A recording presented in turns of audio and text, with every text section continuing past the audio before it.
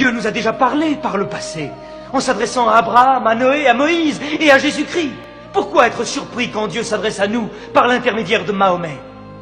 Qui t'a appris ces noms? Ils sont tous mentionnés dans le Coran. J'ai connu Mahomet à l'époque où il gardait ses moutons.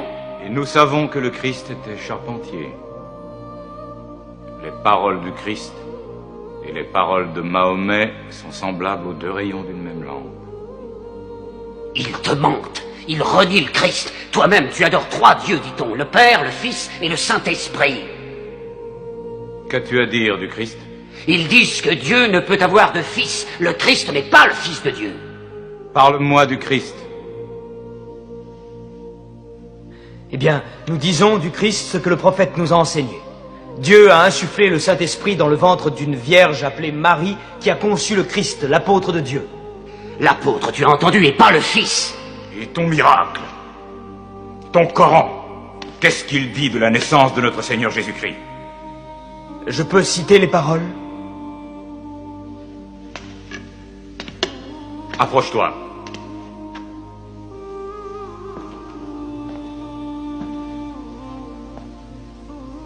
Au nom de Dieu clément et miséricordieux. Raconte dans le livre l'histoire de Marie.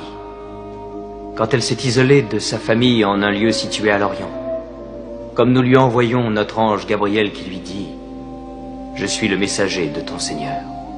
Je suis venu t'annoncer la naissance d'un fils saint. » Elle lui demanda « Comment pourrais-je avoir un garçon alors qu'aucun homme ne m'a touché ?»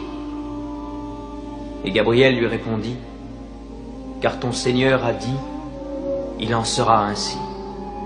Nous ferons de ce garçon un signe pour les hommes et une grâce émanant de nous. » L'affaire est décidée.